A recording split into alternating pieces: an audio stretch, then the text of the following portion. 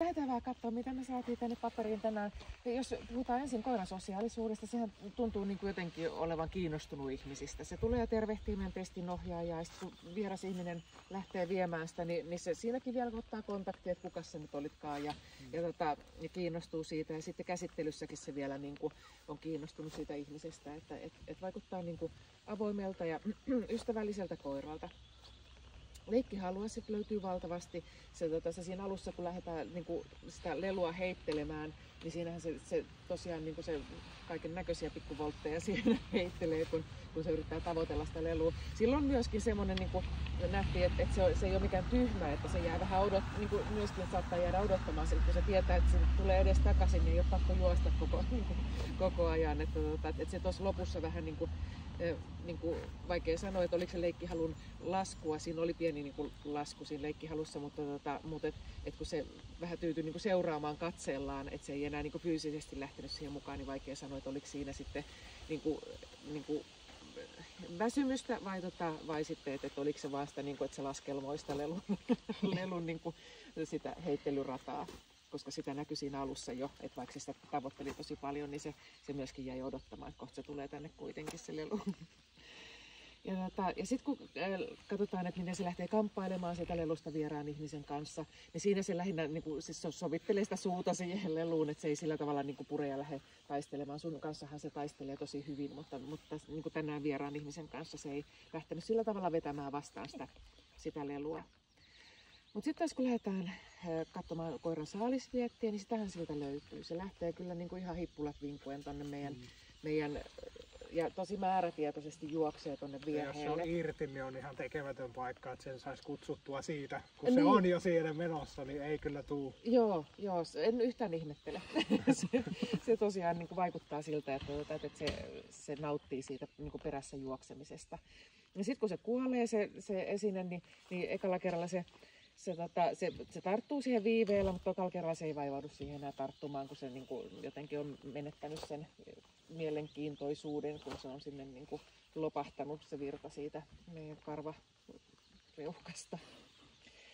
Sitten tuossa kun mitään ei tapahdu, niin se tosi hyvin, kun ajatellaan, että minkälaisella niin kuin drivilla se lähti tuonne vieheelle ja sitten sen jälkeen pitäisi rauhoittua, niin sehän rauhoittuu kyllä tosi hyvin. Et siinä, niin kuin se ehkä söi muutaman ruohonkorren siinä, mutta pääasiassa se seisoo ja tarkkailee ympäristöä. Et ei sillä ole niin kuin mitään tarvetta keksiä niin kuin älyttömästi jotain toimintaa tai komentaa, että nyt pitäisi tapahtua jotain. Että hirveän mukavasti se osaa rauhoittua. Käytetäänkö sitä siis metsästyksessä tai onko sitä niin kuin... Ei. Ei, joo. Joo, ei.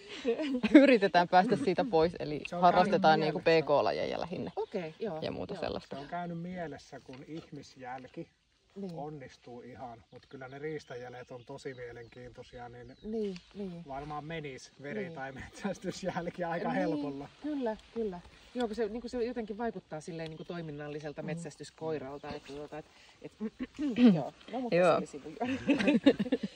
No sitten kun mennään tuonne etäleikkiin, siinä me ekan kerran katsotaan koiran uteliaisuutta, että miten se lähtee ratkaisemaan tuommoista asiaa, joka tapahtuu niin kuin kaukana. Ja sinnehän se menee, se on kiinnostunut siitä, se seuraa koko ajan kiinnostuneena sitä etäleikkiä.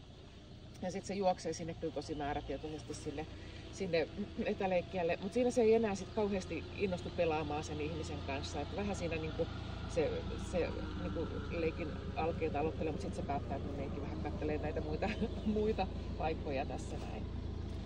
Sitten kun me lähdetään pelottelemaan sitä, niin toi räminä ja toi haalari, niin ne molemmat tapahtuu sillä tavalla niin kuin nopeasti, että vaikka ne on erilaisia ärsykkeitä, niin ne tapahtuu nopeasti tuolle koiralle ikään kuin.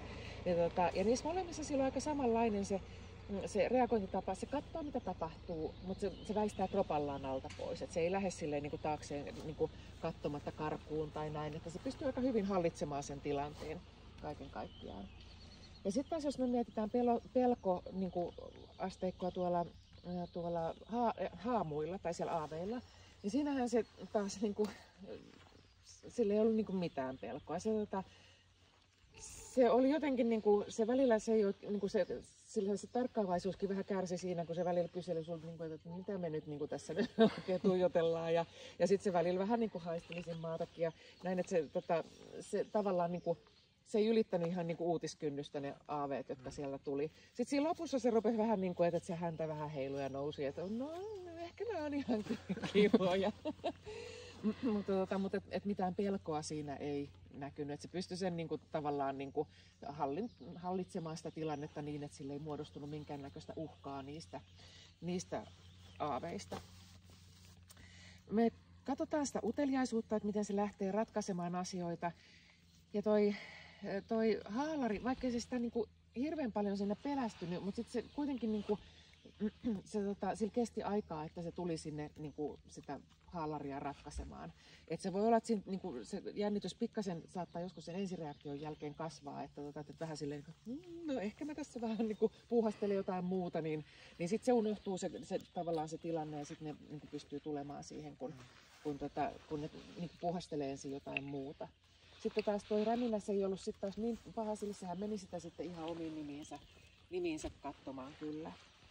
Ja taas siellä aaveilla se sen verran kuitenkin niin kuin ylitti sen uutiskynnyksen, että se kiinnostui niistä sit siinä ihan lopputiimellyksessä, että se meni sitten katsomaan niitä. Joskushan on, kun ne ei koiralle vaikuta sillä tavalla, niin sitten ne ei niin kuin kiinnostu edes mennä katsomaan. Mutta sen verran kiinnostui, että se meni sitten heti siinä aika nopeasti lähti katsomaan, selvittämään niitä aaveita.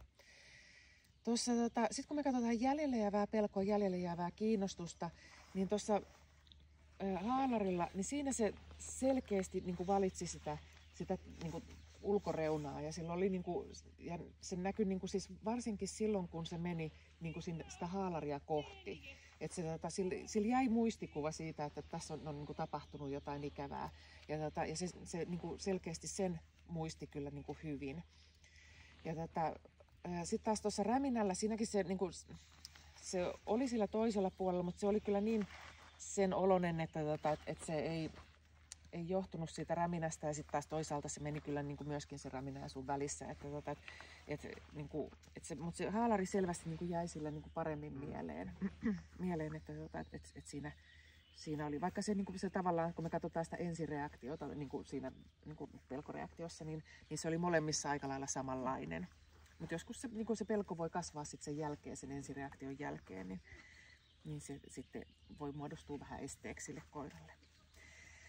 Sitten me katsotaan aggressioita tässä, me katsotaan siinä etäleikin linjalla ja sitten tuossa haalarilla ja sitten tuolla aaveilla, mutta niin tästä koirasta nyt ei saatu sitä puolustusaluetta aktivoitua. Yllättävää. Niin tiukalle ei tässä niin kuin hän joutunut, että hän olisi joutunut sitä puolustusaluetta kaivelemaan.